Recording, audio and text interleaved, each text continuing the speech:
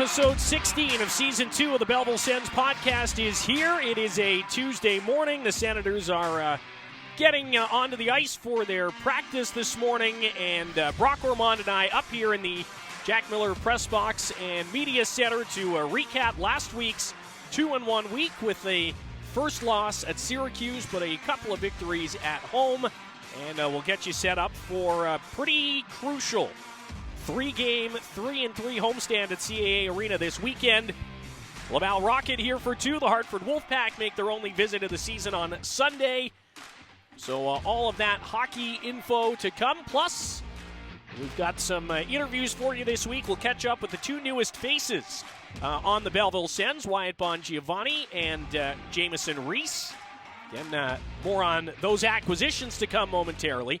And we'll check in with the Belleville Sens team chaplain, longtime ardent supporter of this hockey club, Bruce Mackay of Mackay Insurance, will be by to talk about his connection to the team and recap road to the AHL night from last weekend when the Senators picked up their second win of the weekend against the Bridgeport Islanders. Again, more on all of that to come now as we look back on the week that was. Brock, Sens are still in fourth in the North Division starting this week. That is thanks very much to, again, a 4-point week last week. If you go back to the old adage of winning the week, Senators were able to do that as they pick up a Wednesday win at home to Utica. They travel to Syracuse and lose for the first time there this season. And then, as mentioned, the win over Bridgeport at home on Sunday.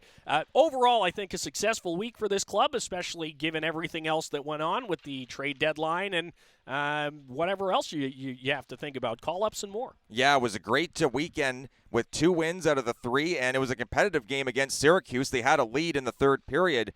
Had a lead at one point in the game, I should say. They were tied going into the third, but the Belleville Sens with a great weekend, exactly what they needed to do. They banked 4 out of a possible 6 points, and very easily with the way they played on Friday in Syracuse could have gone at least 5 for 6, possibly even 6 for 6. They played a great game on Friday. Just unfortunately, the puck didn't bounce their way. But Wednesday night was a nice, solid effort at a 5-2 victory over the Utica Comets. Well-deserved, too, because the Comets have been nipping at their heels all season long. Belleville comes out and really grinds it out after going down 2-1 early in the game. They come back. They tied in a bit of a wild first period, and then they come back and end up winning that game. The Friday game, like we said, was a tough one, but then they come back Saturday on short rest, and that's the key thing. People don't realize how quick the turnaround is, especially when you go from on the road, on the bus, late at night on the Friday, come back early Saturday, get a rest in, and then come back with not a whole lot of time at the rink earlier on. And they go in, and it was like Igor Sokolov said, they had a bit of a tough time getting going, of course, trying to find their legs after the late-night bus ride the previous night. But then they come out and play, all in all, pretty solid 60 minutes against the Bridgeport Islanders, a team that, let's face it, Belleville needed to beat because Bridgeport is sitting in last place in the Atlantic with 47 points. And they made it close at the end there with a goal that was contested by Seth Helgeson at Bridgeport, but Belleville shakes it off, doesn't let it bother them. They come back and they ice the game thanks to the hustle of Garrett Pilon. And we've talked about it all year long. This guy never stops motoring. And you got guys like him and Sokolov that are contributing points-wise. And in Igor's case specifically, goal-wise, that's where he gets his bread and butter from. And 2 goals each for Sokolov and Pilon. That's the big difference. The veteran guys stepping up and getting through when they need to. And that's how the Belleville Sens are in 4 of a possible 6 points. It was kind of a tale of 2 teams almost. Like Wednesday night against Utica was the depth guys really shining through. Imama Saulnier with a multi-point night. Kyle Betts scoring a shorthanded goal. And you kind of got to see that side of the Belleville Senators and what they can add offensively from the bottom 6. And then moving into Saturday, like you say, a little bit more traditional, if you will, with the top guns driving the bus and being the guys that are really leading this group by example. At the end of the game on Saturday, Angus Crookshank was up to a 7-game point streak, 5 goals, 3 assists. Igor Sokolov scoring twice, as you mentioned, on Saturday. He's now got points in 5 straight. Garrett Pilon also scoring twice on Saturday, the game's first star. He's at a 3-game point streak, but 6 points over those 3 games last week. And then, of course, the goaltending has been excellent. Matt Sogard picks up the win Wednesday, becomes the winningest goaltender in franchise history with his 46th career victory, passing Philip Gustafson. You get a good performance from Sogi in Syracuse on Friday night, and then another outstanding performance from Levi Merilainen on Saturday. So the goaltending has been really important, and Dave Bell has said that. I mean, he told us when we asked about the impact of Matt Sogard specifically, he said he's probably our best player, and it doesn't matter how we play in front of him, he always gives us a chance to win. As true as that is for Matt Sogard, I feel like that has been the case for the Senators' goaltending stable here in Belleville for the most part throughout the season. Absolutely. Levy, Merilainen, Sogard, Mandolese, they've all been great. And even Mark Sinclair, too. He's one of those unheralded guys that you could see here on a full-time basis as early as next season. He was solid in Allen with the ECHL, comes in and with, of course, Sogard going up to Ottawa, Mandolese and Levy kind of sharing the load, and then there was an injury in there. Sinclair steps in and does really well. So that's one thing that the Ottawa Senators and Belleville Sens organization has not been lacking the last couple of years is the goaltending fusion, and those four guys have all contributed to this cause for Belleville, and it's given them a chance to win every single time they get out there. You can't say after any game that Belleville's played this year, their goaltending has let them down, because it really hasn't. And David Bell has certainly been spoiled, if you will, with the amount of goaltending opportunities that he's had with his four guys. And good on Mads and Levy.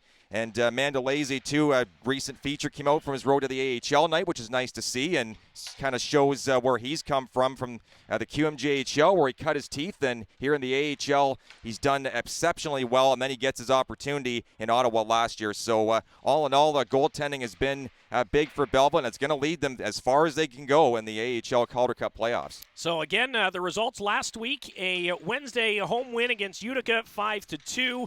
Senators get goals from Angus Cruikshank, Kyle Betts, Boku Amama, Cole Reinhardt chipping in, and Brennan Saulnier as well. Again, we said Wednesday was really the depth of this team shining through. Friday, the tight loss in Syracuse, 4-2 the final, and Angus Cruikshank scoring again, Garrett Pilon scoring again, and 27 saves for Matt Sogard in the loss. And then on Saturday here at home, Igor Sokolov and Garrett Pilon pacing the attack, Soko scoring twice, a three-point night for Peels, and as we mentioned, Levi Merilainen was fantastic. Looking at the playoff picture heading into the week, Senators sit in fourth place still, tied on points with Toronto at 65, but the Senators with a couple more regulation wins than the Marlies, so that's the first tiebreaker. It is Cleveland in first, Syracuse in second, Rochester third. Those are the three teams that would move past the play-in round. Cleveland, of course, would await the winner of the 4-5 series, which as of right now would be Belleville against Toronto. Laval and Utica would miss as of this morning. But Belleville has to play Laval 6 times in their final 13 games. They've got to see Rochester a couple times as well. Syracuse at least once more on home ice. So as we've been saying in recent weeks, the entire playoff picture can be flipped upside down or hammered into the wall. And if Belleville wins their next 5 games in a row, to just put it out there, they sweep the 3 games at home this weekend, go into Laval and sweep 2 in Laval next weekend. There's 10 points and 8 points against the Rocket, and you've all of a sudden got some cushion. So these are really important games coming up in the next couple of weeks, not just because we're running out of games, but when you look at the opponents and just the impact it's going to have on the standings. Yeah, absolutely, and especially these 2 wins against Laval are going to be so crucial. Really, all 3 games will be, but the 2 against Laval, massive games. Got to expect that the Sens will be behind a big crowd, or a big crowd will behind them, I should say, against Laval Friday and Saturday. Know of a couple people that are willing to come and to support the team, and definitely would like to see everybody here because the Belleville Sens certainly deserve it. They've had a great season, and coming out to support them in this crucial stretch of the year is absolutely imperative. But the 2 games against Laval are massive because if there's points right there on the table for the taking, and if Belleville can get 2 big victories in regulation, preferably against Laval on the weekend, then that'll go a long way towards really sewing up that last one of those playoff spots, I should say, inside the competitive North Division. But Laval has played Belleville tough this year. came back against them the last time they were here to win 3-2 on January 20th, and it was a fight night, to say the least. The last two games, there was a home and home, and the two teams went at it nonstop both nights. Boku Amama was at the center of it all. Zach Ostapchuk had a good fight. Of course, he's still in Ottawa, so Belleville Sens certainly have the ability to go toe-to-toe with that Laval team, and they got to secure those points if they want to win. And certainly the heads-to-heads remaining are going to be absolutely crucial. But Laval, they want to try and fight it through because they know that if they lose even a couple or three of those games against Belleville, then their season may be on the line. And you look at the magic number for the Belleville Senators right now. 24 is Belleville's magic number, and that basically will shrink anytime either the Senators gain standings points or the last team, the first team out, which in this case is Laval, loses standings points. So you want to shrink that magic number down. Beating Laval is the fastest way to do that, and the Senators will look to do that here twice this weekend. Friday night is Oral Health Awareness Night. We'll have the Gift from the Heart. Folks will be by. Their mobile dental clinic will be here. You can check that out, see what they're all about. So that's coming up on Friday against Laval. Saturday against Laval is Community Heroes Night presented by Bell. We'll recognize and honor those first responders, frontline workers, just the people who are really making a big difference and impact in our community on a day-to-day basis. And then Sunday is the final Sunday fun day of the season, a 2 p.m. matinee against the Hartford Wolfpack. That's the AHL affiliate of the New York Rangers. 2 p.m. puck drop and a full team autograph signing after the game on Sunday afternoon as well. So lots to look forward to this weekend. Tickets at BellevilleSens.com or Ticketmaster.ca. If you're trying to bring a group out, if your season just ended for minor hockey, you want to bring the gang out to celebrate, group activations still open for this weekend. You can head to BellevilleSens.com for those details. And, of course, season seat membership renewals are open as well. 2 more weeks to get in on the early bird prizes, jerseys, and things like that. And, again, all the details at BellevilleSens.com for that as well. Quick run through the standings, and then we'll look at some transactions, and then we'll move on to chatting to 2 of those new Belleville Senators. Angus Crookshank still the team points and goals leader at 46 and 24 respectively. Max Gannett, who was just returned from the NHL, was the assist leader for this club. Garrett Pilon has eclipsed him with 22 helpers on the year. Igor Sokolov still has the power play goal lead with 8. There are a handful of Senators who have scored 1 shorthanded goal, including Wyatt Bongiovanni, who scored that for the Manitoba Moose earlier this season. Tyler Clevin at a plus 11, which if we had a little bit more time, I'd key in on Clev a little bit because he's having an outstanding rookie campaign. And then we talked about Matt Sogard being the leader of this goaltending stable. His goals against and save percentage stayed steady from last week at 2.45 and 919 respectively. On the transaction front, Mark Sinclair was returned back to Allen basically right after we recorded the show last week because we talked about him being here, and then it was like an hour later he was sent back to the ECHL.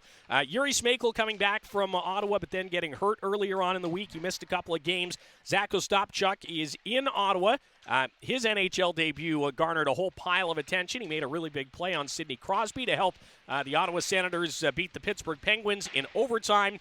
Oren Centazzo, who was on the club for a little bit, 4 games or so earlier on in the season, was signed to a PTO in Syracuse, made a spot fill start for the Sens, and then was released. That was the same day that Belleville acquired, Ottawa acquired Wyatt Bongiovanni from the Winnipeg Jets in exchange for future considerations. They also acquired Jamieson Rees from the Carolina Hurricanes for a 6th-round draft pick in the upcoming NHL entry draft, and that's basically it for the transactions. Max Gannett, as we just mentioned, sent back from Ottawa as well this week. So a couple of big moves for the Senators. We'll talk when we come back from this short break about how these 2 new additions will impact this club, and then we'll hear from them. Jamieson Rees and Wyatt Bongiovanni, the 2 newest Belleville Senators, as episode 16 of season 2 of the Belleville Sens podcast continues.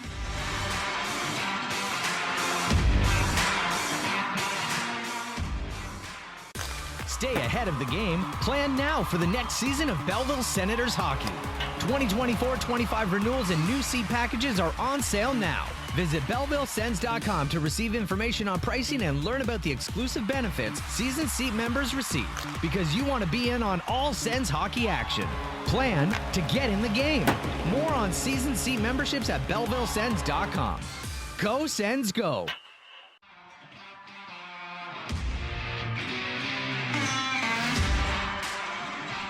Continuing on, Season 2, Episode 16 of the Belleville Sens podcast. David Foote and Brock Ormond here as we continue to get you set for 3 big home games this week at CAA Arena. Laval Rocket here for a couple North Division rivalry games with massive playoff implications, and the Hartford Wolfpack make their only visit this season as well. Again, tickets at Ticketmaster.ca or BellevilleSens.com. We'd love to see you at the rink this weekend to see the Sens in action and get a first-hand look at the 2 newest members of the Belleville Senators. We mentioned it just before the break. Wyatt Bongiovanni acquired by Ottawa at the AHL trade and loan deadline in exchange for future considerations. Jamieson Rees brought in from the Carolina Hurricanes in exchange for a 6th-round draft pick coming up this summer. 2 moves that will certainly have a positive impact on the Belleville Senators and their playoff push, and we'll discuss that now before we hear from those 2 guys individually here on this episode of the program. Maybe let's start with Wyatt Bongiovanni. That was the first deal that was made back on Friday. It was a hectic day for the Senators. I imagine a hectic couple of days for Ryan Bowness and Sean McCauley and the front office team that was working the phones nonstop, trying to make a deal, trying to do something to help bolster and improve this team and its chances moving into the Calder Cup playoffs. And I think they've done that with both of these players. Let's first start with Wyatt Bongiovanni, who's an undrafted player, but has been with the Winnipeg organization for the past couple of seasons, has some really nice pedigree, former captain at Quinnipiac University, and you get a guy like this for futures. You don't have to give anything up right now. That's a pretty good deal, and he played on the line with Igor Sokolov on Saturday night here at CAA Arena and looked really good, and some high praise from Soko after the game as well. Yeah, he's a guy that can really motor, and it's given a lot of room for guys like Sokolov to score and be an offensive player, though Bongiovanni's got a bit of an offensive touch himself. Like you said, good pedigree, came from the USHL. He played for 3 different teams, Des Moines, Tri-City, and Muskegon, before going to Quinnipiac, and was the captain of that 2021-22 Quinnipiac Bobcats University D1 program before going to the Winnipeg Jet system and the Manitoba Moose.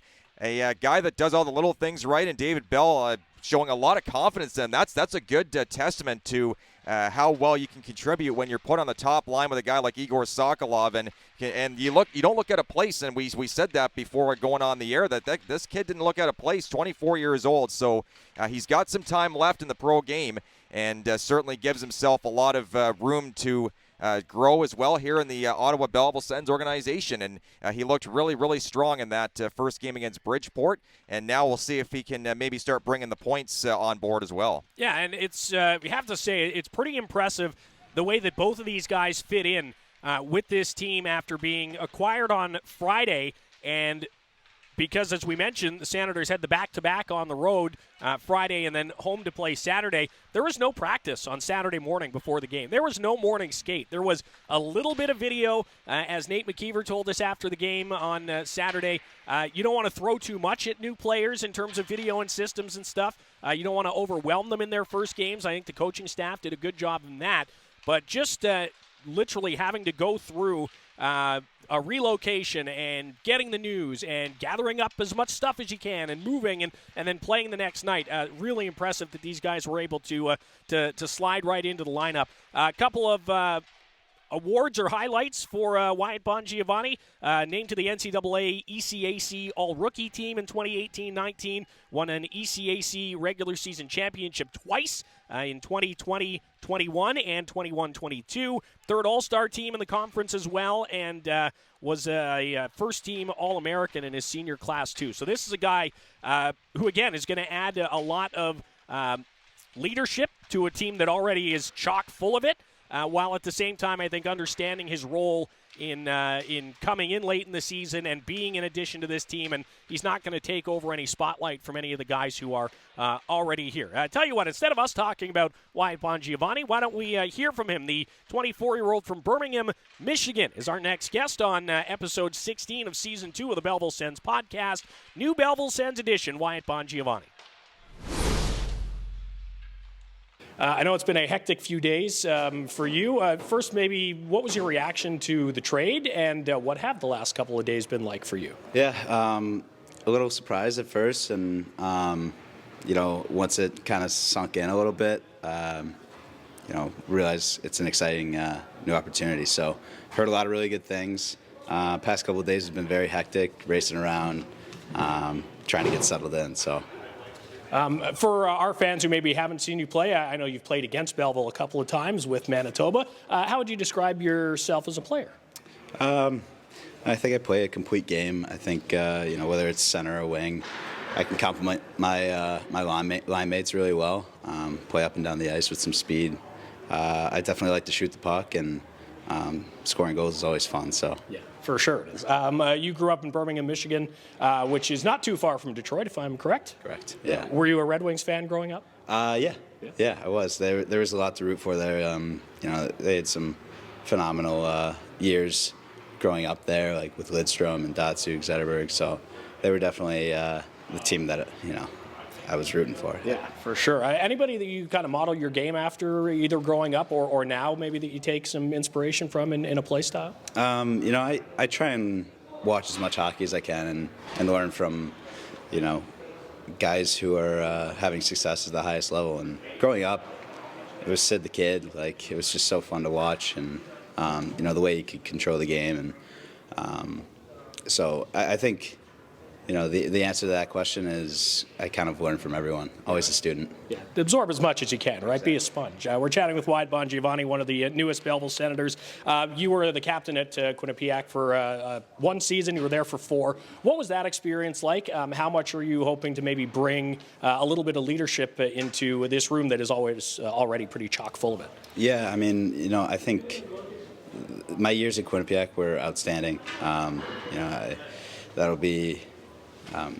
those are some great years in my life, and I was definitely honored to be captain. We had some good teams there, and that final senior year, we had some success. So, whenever you can, come into a leadership position and the team kind of rallies around it, and, it's a good feeling. So, with here, just be myself, and I think the rest will follow. What have the kind of first impressions been like? I know you've, again, been back and forth to Winnipeg, haven't been around too much, but first impressions of the facility, of the city that you've seen, and of this group in the locker room. Yeah, it's outstanding. I think it's really impressive.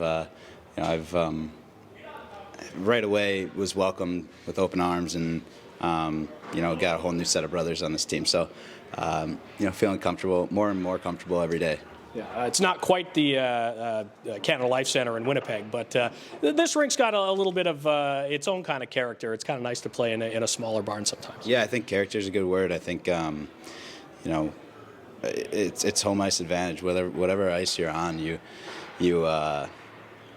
kind of just make it your own, and you go from there. A couple more questions here with Sens forward Wyatt Bongiovanni. I wanted to ask just about getting tossed right into action.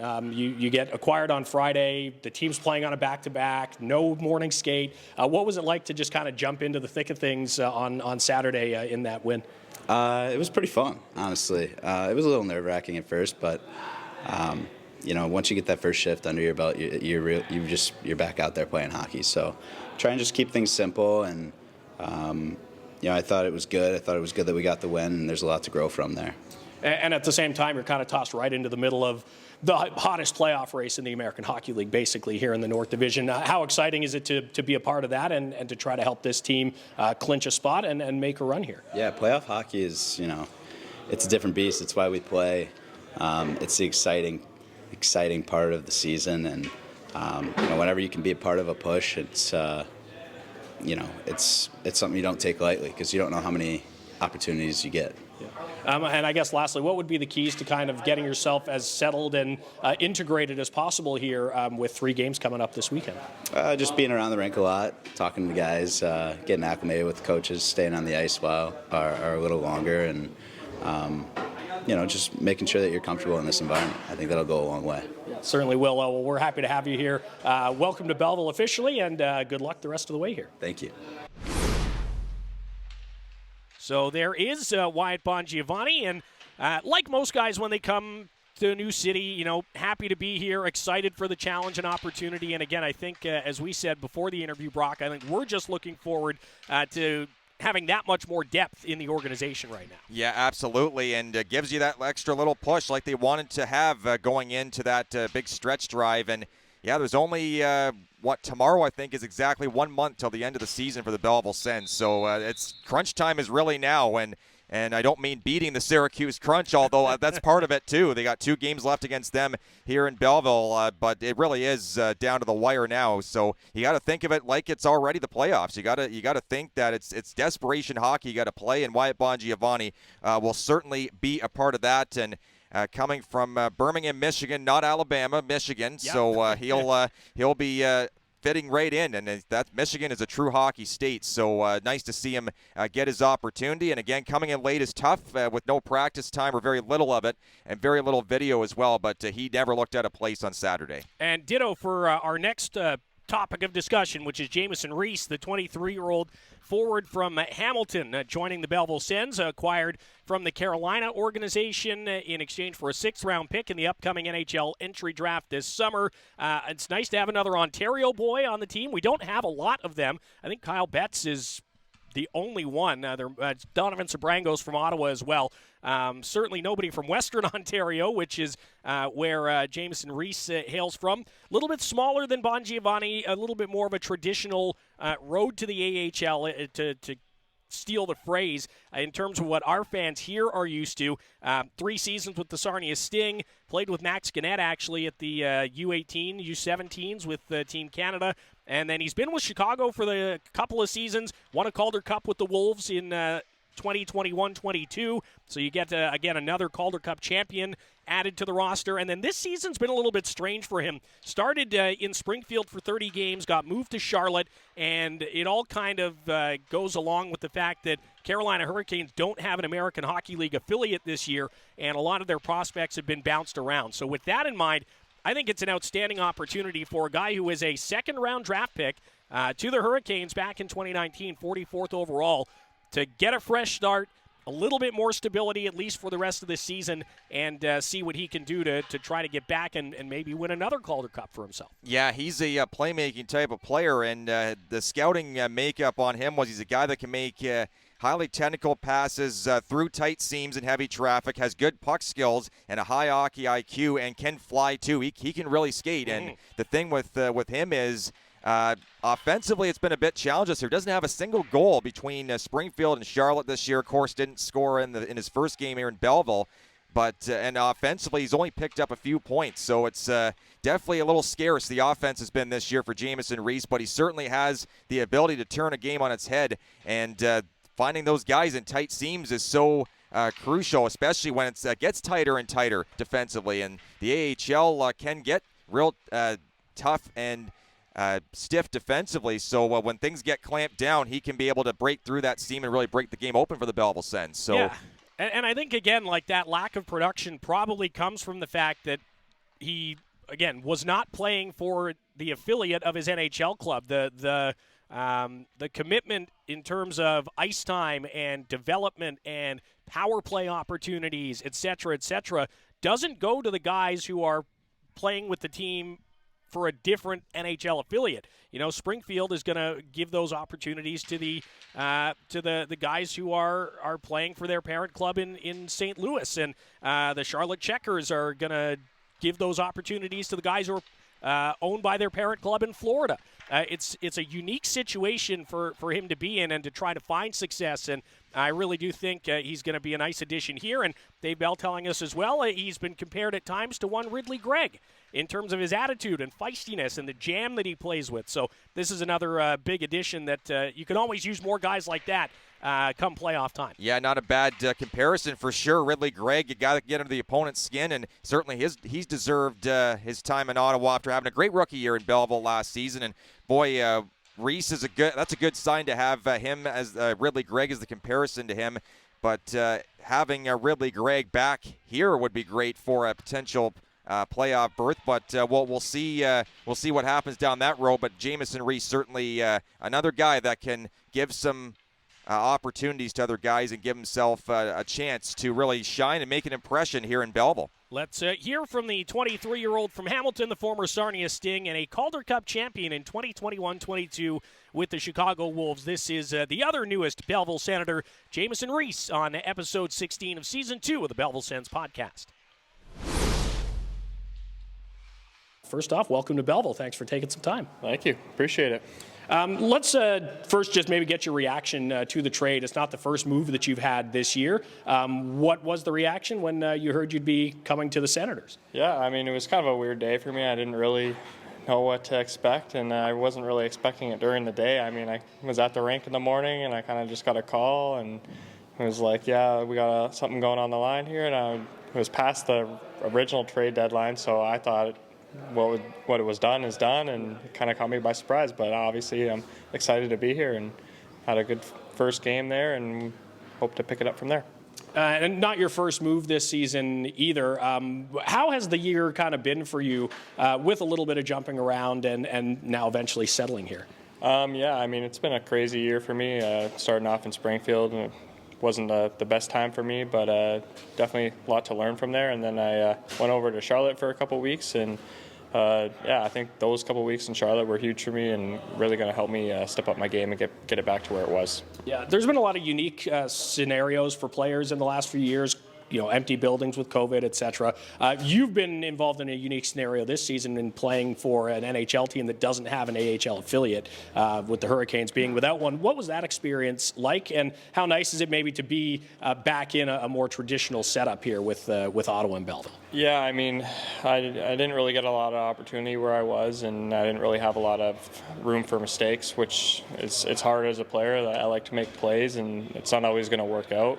So I'd kind of make a mistake here and there, and it really cost me, which was unfortunate, but it was just the way everything was working out. You won a Calder Cup with Chicago in 21-22. What was that experience like? Was there maybe one big lesson you learned on that road that you'll perhaps try to bring to this team as they push for a playoff run? I think that year kind of just taught me, we had a lot of good players that year, we're a really strong team, and it just kind of taught me that I need to have more than one game. I need to be able to kind of, when I'm not getting the bounces or my puck touches aren't as good that game, I need to be able to kind of bring something else to the game, and I think that's one lesson that I learned big time in that season. Yeah, successful run for sure with the Chicago Wolves. You have a little more traditional path to the AHL that our fans here in Belleville might be used to. You didn't play against the Bulls when they were an OHL team, but you're an Ontario boy from Hamilton, played with the Sting. What's it like to be back in Ontario and playing again? Yeah, I mean, it's definitely great. I'm a couple hours from home, which is nice, so I'll be able to see my family a lot more, and I mean, playing hockey in Ontario is always great, so I'm happy to be back. Yeah, and it's rare. We don't have a lot of Ontario guys on the team either. Yeah, I know. That's what they're saying. Not a lot of O boys, and it's okay. It's all good. Everyone's here for a reason. What's it been like settling in to Belleville? What have kind of your first impressions been of the city, of the facility, and of this locker room? I mean, I've really only been here for a couple hours right now. I mean, I was in town for the game, then I went out with the boys for a bit, and then went home, got my stuff, and now I'm back here. So the next couple of days are kind of my days to kind of get settled in and see the city a little bit. Yeah, it's been a wild 4 or 5 days for you. What was it like being acquired the day before a game, not getting a skate, very little video, et cetera, and being kind of thrown right into the fire last weekend? Yeah, I mean, systems are definitely tough to kind of get used to, but once I get used to it, I'll be back up and running. And as for the day, I mean, I didn't follow my normal pregame schedule, but like I said, you got to be ready to go at all times. It's part of being a pro. Yeah, and you get thrown right into the thick of one of the tightest playoff races in the league as well. Is that an exciting prospect to help this team clinch and make a run? Yeah, for sure. I mean, everybody wants to play in playoffs. Everybody wants to go deep. So we got a good group here, and that's what we're hoping for. couple more questions here with Sens forward Jamieson Rees. You represented Canada twice, U17, U18. Max Gannett was on both those teams, or just one of them? I think it was just U18s. Yes. And we actually roomed together. So, okay. That's a nice little connection. So I got a couple familiar faces that I recognize around here. And not a lot of guys, but just a couple guys I've roomed with in the past. Yeah. How big of a difference will that make, I guess, in terms of integrating yourself? And what else do you see as kind of keys into getting settled and ready to contribute as quickly as possible? Yeah, I mean, just kind of getting to know the guys, and like I said, learning the systems and knowing where guys are going to be on the ice is going to be huge for me. I like to make plays and hold on to the puck, so if I don't see anything, I got to be able to know where my outs are. So once I kind of get used to all that, everything will be great. And lastly, we've read the scouting reports on you and heard from coaches, etc. How would you describe yourself as a player for our fans who maybe haven't seen you play yet? I'm a little small, but I like to compete real hard in the corners. I think I'm really good below the goal line, and I battle real hard. That's what I'd say. I mean, I can be crafty, I can make plays, like I said, but I think where I'm best is below the goal line. And that'll fit perfectly with what the Senators are doing here. Jamieson Rees, again, one of the newest Senators acquired from Carolina last week. Thanks for the time. Appreciate it, and welcome again to Belleville. Thank you. So there's Jamieson Rees. We heard from Wyatt Bongiovanni earlier on in the segment. The two newest Belleville Senators into the lineup on Saturday. They will be obviously dressed again for 3 at home this weekend. And you can come on down to CAA Arena to see the guys in action again Friday and Saturday, 7 p.m. against the Laval Rocket, and Sunday afternoon against the Hartford Wolfpack. Ticket details at BellevilleSens.com or Ticketmaster.ca. And when we come back, we'll chat with Belleville Sens team chaplain and, again, ardent supporter of our hockey club, Bruce Mackay, our next guest, as Season 2, Episode 16 of the Belleville Sens podcast continues.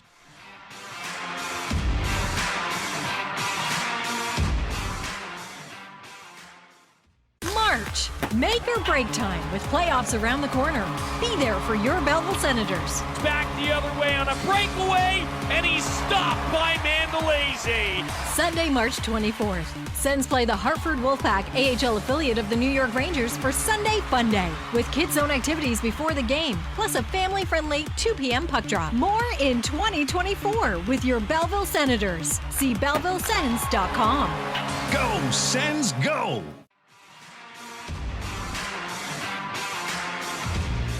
Episode 16 of Season 2 of the Belleville Sens podcast continues. David Foote and Brock Ormond here. Thanks again to our guest last segment, Wyatt Bongiovanni, Jamieson Rees, for their time after practice this week. Once again, welcome to Bell Vegas, gentlemen.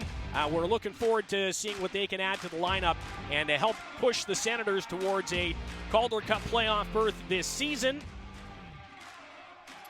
We'll get you set for the 3 games coming up this weekend in our final segment, but right now we want to replay an interview from earlier on last week, I suppose. Saturday night was Road to the AHL night, presented by Mackay Insurance. We started to air some of our Road to the AHL documentary features. The first 2,500 fans here got a set of Road to the AHL hockey cards to add to their collection from the past couple of seasons. And the Road to the AHL series, the promo night, the whole initiative is backed strongly by Mackay Insurance. And our next guest is the president of Mackay Insurance, Bruce Mackay, who, along with being a big-time corporate partner for this club, longtime fan and supporter of not just the Belleville Senators, but high-level hockey in the Quinte region and the city of Belleville in general. Bruce has been the chaplain for Belleville's high-level hockey teams for the last 10, 15 seasons as well.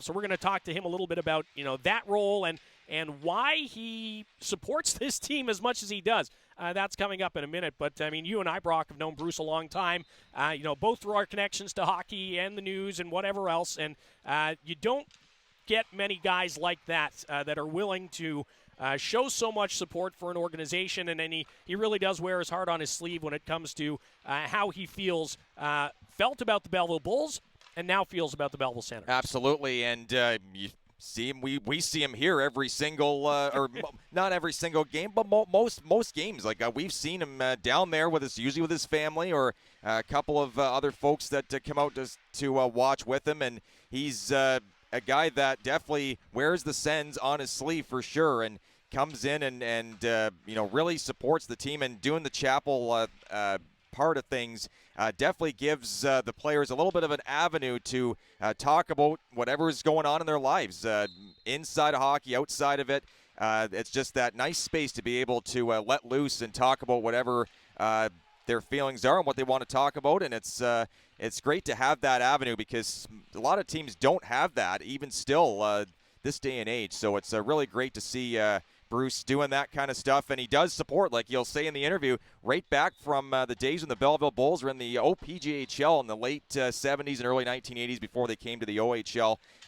He was right there, and he got a chance with his family to kind of integrate into the community. That was one way to get acclimated to the community that he was coming in and meet the people and bond through hockey. And that's exactly what the family did, and the Mackeys have always been big supporters of hockey in Belleville, putting the name and their sponsor on, minor hockey jerseys. Trenton Golden Hawks, I know, have the Mackey Insurance warm-up jerseys as well, the gold ones. The other rink here at the Quinte Sports and Wellness Center is Mackey Insurance Exactly, Arena. yeah. And you use the term chaplain, and they do call it chapel, and there is, or I should say can be, a religious aspect to what Bruce is doing with the players who, do follow a specific religion, but the chapel group is non-denominational, and it's more about, I almost feel like the word counselor is almost a better term, because as you'll hear from Bruce, it's not just about religion. It's about helping these guys, as you said, Brock, through their lives as pro hockey players, trying to make them better people at the end of the day, and helping them to find as much success while they're here in Belleville as they can. So let's just hear from Bruce. Bruce Mackay, the president of Mackay Insurance and the team chaplain for the Belleville Senators, joins us right now on episode 16 of Season 2 of the Belleville Sens podcast. Thanks for taking some time, Bruce. Good to see you. Thanks for having me, David. Good to be here. Absolutely. Let's maybe just get your thoughts on the season so far for the Belleville Sens. We're kind of in the middle of the pack here, pushing towards the playoffs. You see a lot of games. Yep. How have you felt about the year? You know what? They're streaky at times. They're playing solid, and then all of a sudden they'll go on a few-game losing streak. If those Ottawa Senators would stay healthy. Yeah. Well, that's the only thing. If they would stay healthy, but it's, you know what? I'm impressed. David Bell's doing a great job this year, and seeing the future, seeing guys like Clevin, seeing guys like a lot of young guys. Mm-hmm. They're going to be the future of the Ottawa Senators. Yeah, we talk all the time about watching guys progress and getting their shot in the NHL. Like Zach Ostapchuk last week garnered a ton of attention there. Obviously, Angus Crookshank's debut this season among the highlights this year. And, this team is just grinding away, and Bellsy's done a nice job at getting the identity together that they're playing with now here down the stretch. Mentioned you're a long-time team. Again, you supported the Bulls for years and years as well. Yeah. And why should the people in the Bay of Quinte kind of follow suit and really back this club? I mean, for me, when we moved from Quebec, and we moved to Ontario, and we didn't know anyone in Belleville. Mm-hmm. Tier 2 days with John Murphy was our captain. My dad wanted us to get connected with the community, so we started coming to the Bulls. And then when they got in the OHL, we kept on coming. We became season ticket holders. And, integral part, when they were gone, I really, really missed connecting with clients, connecting with friends at the game. And I think we really don't realize, my son and I went down, and not putting down the OHL, but we went to a couple games, and we left the game and went, wow, that is so slow compared to what we're used to. Mm-hmm. And you don't realize what you have until you lose it. And we just love this pro hockey. And we've gone to several NHL games this year. And all of a sudden, you'll start going through the lineup and saying, "I remember when he played in Belleville. Yeah. I remember," and I think it's a jewel that we really need to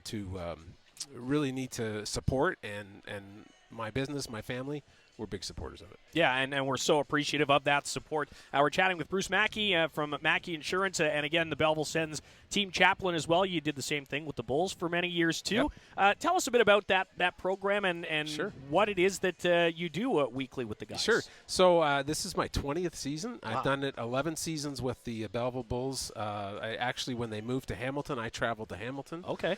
So Hockey Ministry started in Quebec in 1977, and the idea is they meet the spiritual needs of hockey players, coaches, and their families.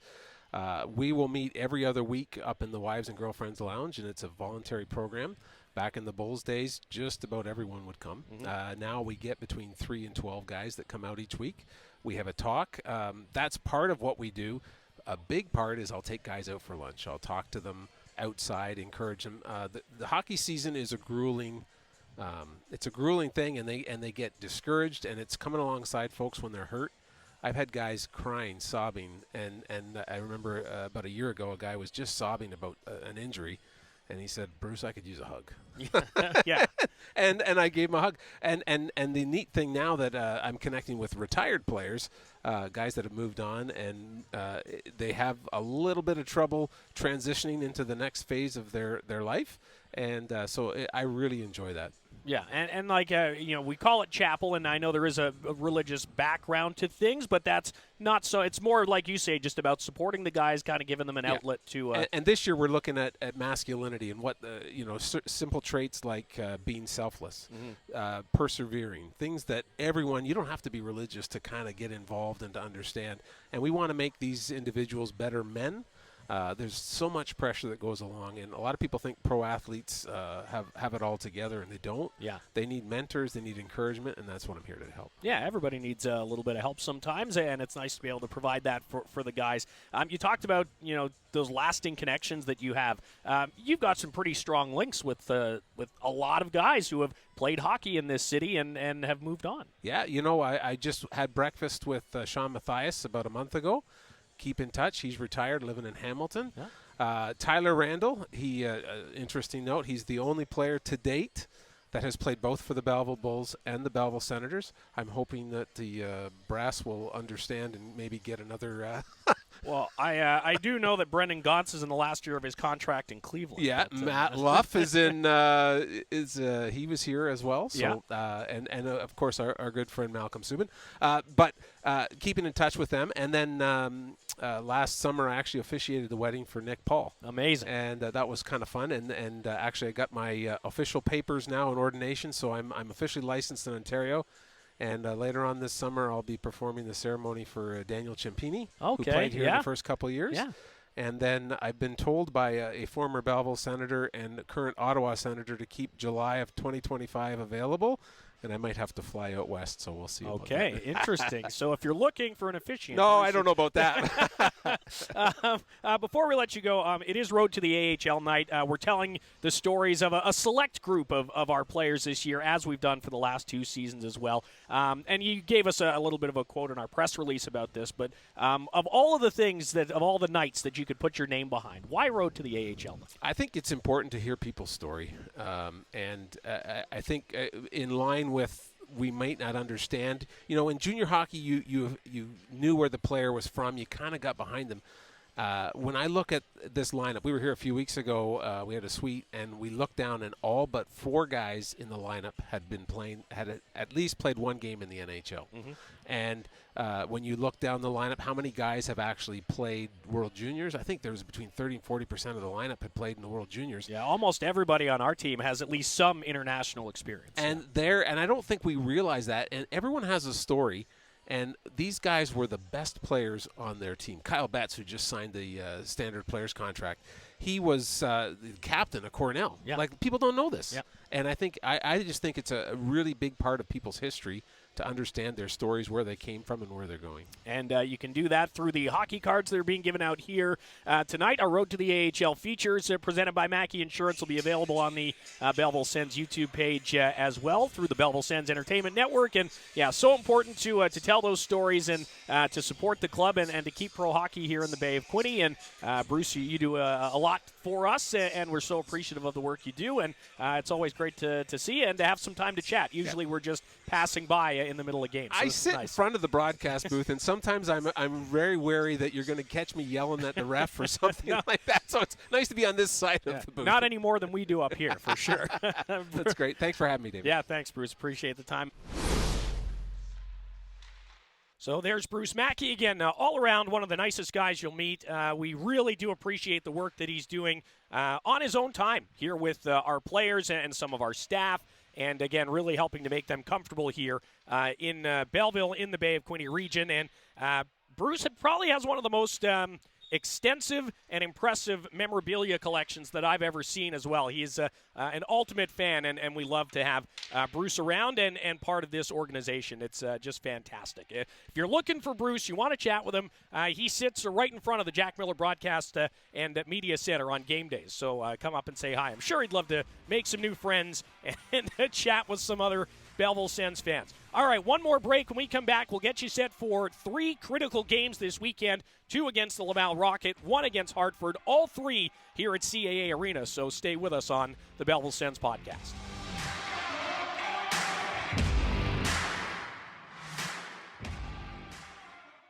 Don't miss 1 second of Belleville Senators action this season. The Belleville Sens Entertainment Network is the only place to hear live coverage of the Belleville Senators for all 72 games plus playoffs. Pre-game coverage begins 15 minutes before each game with David Foote, and the network is also home to the Belleville Sens podcast. The Belleville Senators Entertainment Network, presented by Deer Haven Farm and Garden. Tune in on the Belleville Sens app or BellevilleSens.com.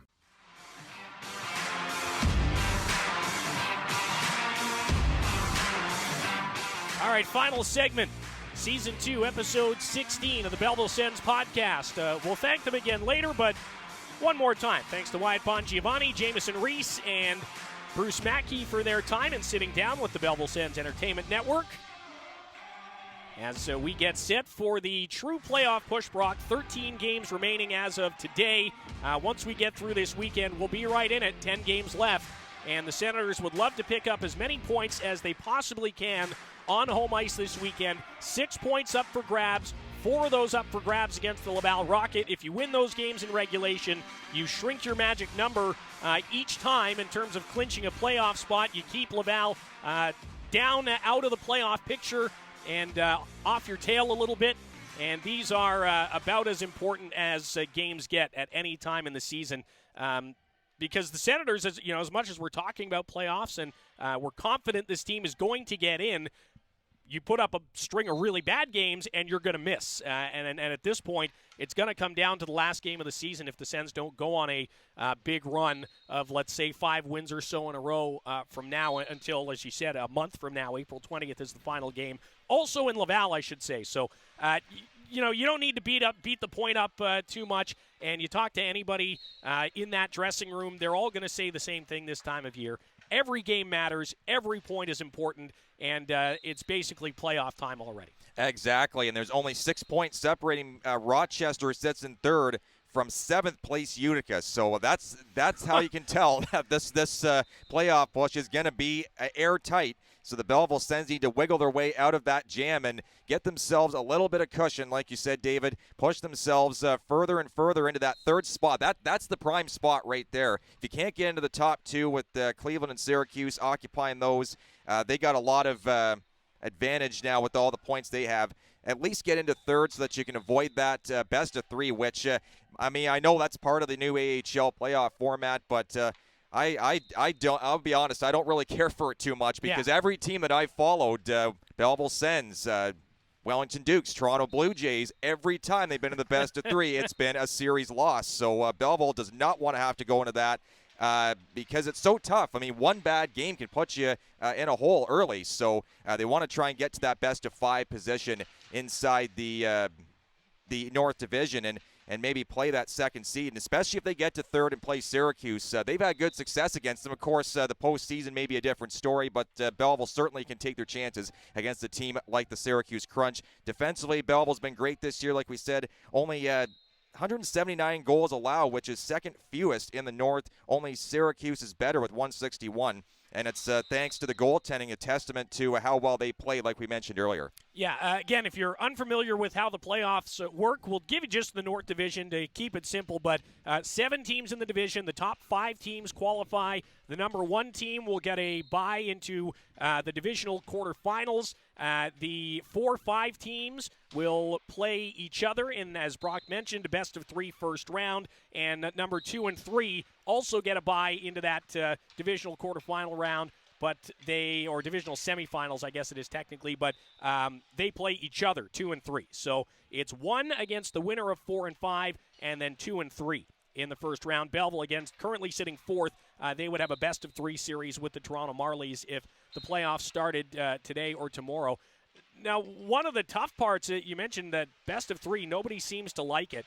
It's interesting because let's say Belleville finishes fourth. Like, let's say this is where they finished. They've got the high seed in that best-of-3 play-in round. They would have home ice advantage. The only problem is if they play anybody other than Toronto, the distance is too far for them to go back and forth 1-1-1 in terms of games played. So to say, play game 1 in Belleville, game 2 on the road, game 3 in Belleville, and really get the most of your home ice advantage.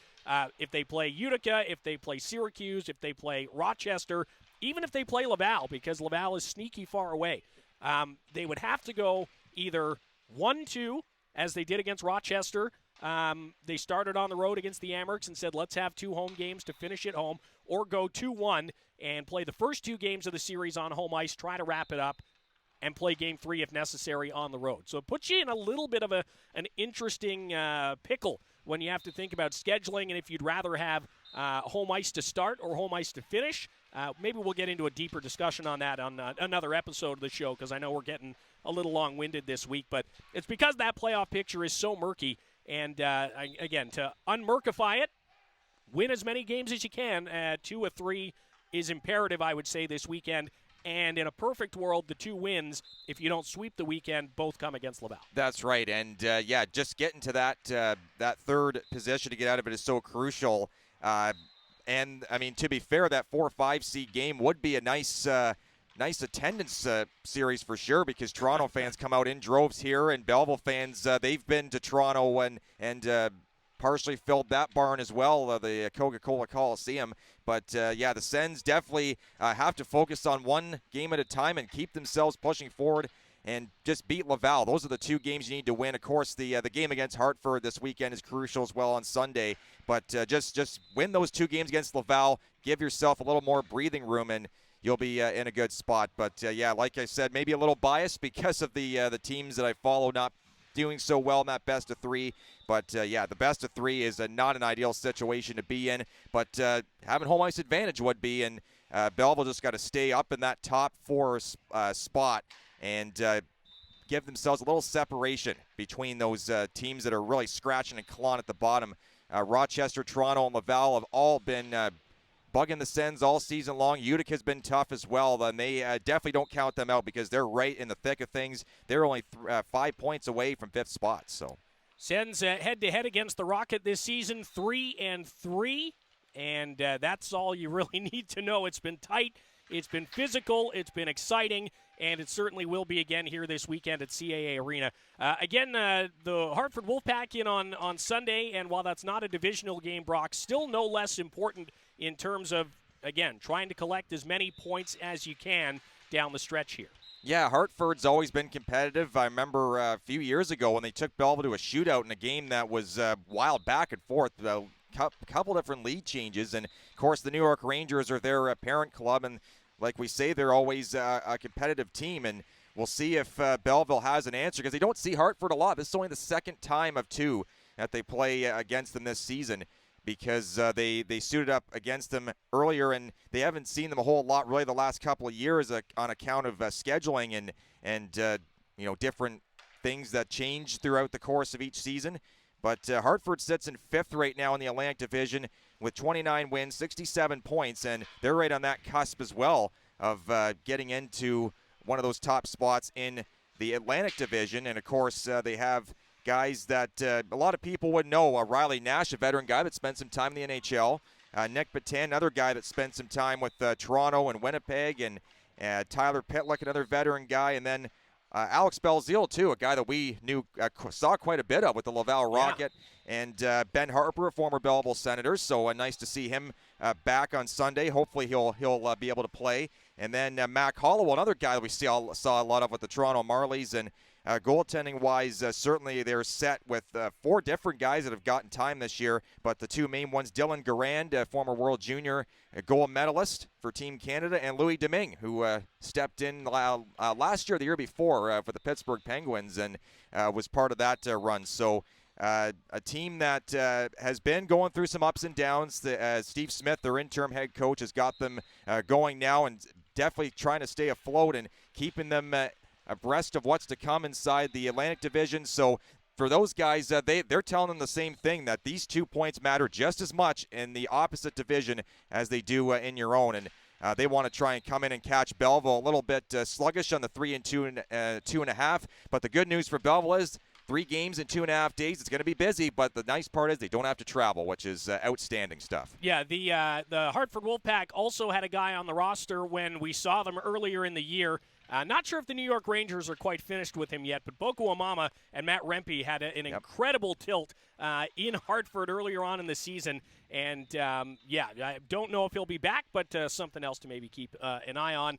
And Senators, they don't have to travel. You're right, Brock. It's going to be busy. It's going to be a bit of a whirlwind weekend, but if they can get in that rhythm on Friday night and just keep it rolling through the entire weekend, they'll be in a pretty good spot. You pick up 6 points this weekend, and you create a little bit more distance heading into another critical 2-game week against Laval next week, and who knows? A little bit of breathing room can go a long way this time of year, but it's tough to get that breathing room and to keep it because, like you say, with Hartford or anybody else, it seems like every team the rest of the way is in the same boat, battling for a playoff spot or playoff seeding either way. Yeah, so every time you win, it magnifies that much more, but you got to keep going because you can't rest on your laurels, and then when you lose, it's in some ways it feels like the end of your season, but it really isn't because, one loss, especially if Belleville can secure points at the very least, they'd rather get 2 all the way through, but if they can just chip away 1 here, 2 there, another 2 there, then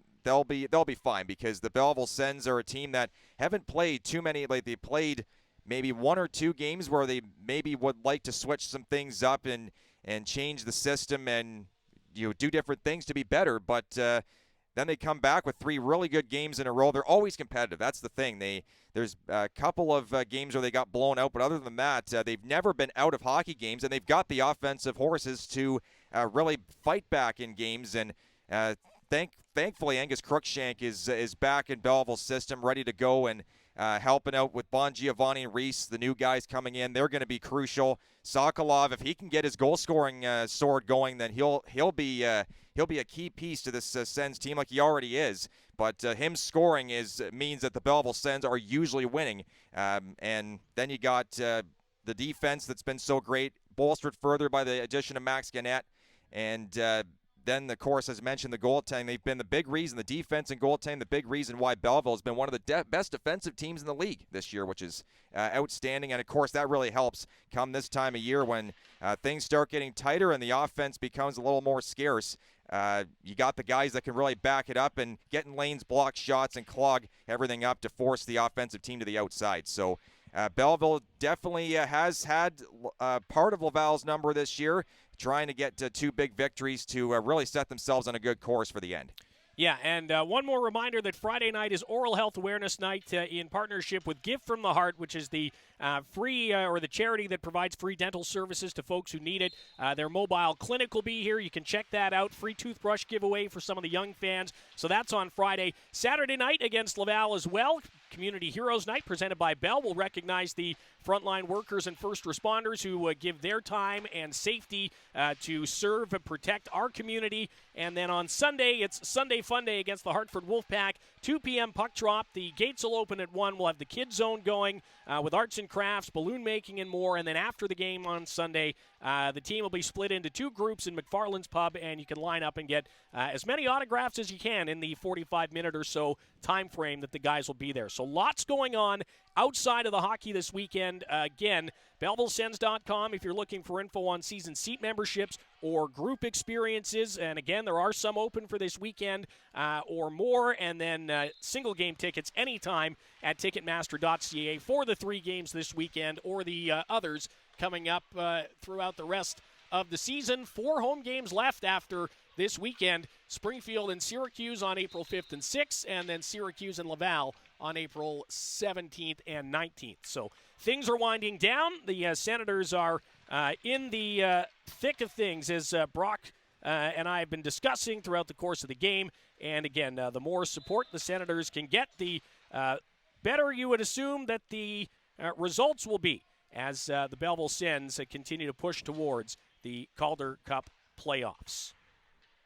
With all that in mind, we will wrap things up and say goodbye for Brock Ormond. David Foote, thanking you as always for listening. Thanks again to Bruce Mackay and to Jamieson Rees and Wyatt Bongiovanni for their time earlier on this week. And we'll leave you this week with the highlight of the week, which comes courtesy of Kyle Betts scoring a shorthanded marker at home on Wednesday against the Utica Comets. That's it for episode 16. We'll chat with you next week on episode 17 of the Belleville Sens podcast on the Belleville Sens Entertainment Network. Della working the middle. Gambardella, the front man. Here's Betts, able to come away with the puck. Kyle Betts is in on a shorthanded breakaway, and he scores! Oh, baby! Kyle Betts shorthanded. A block at one end. He takes it himself and tucks it past Akira Schmid. Wow, what a job by Betts there to block the shot, showing no fear, gets in front of the way, and then twists himself around, gets himself pointed back in the right direction, and goes flying in all alone. He really had to settle that puck down because it was bobbling all over the place on him. When he gets it settled down, stick handles.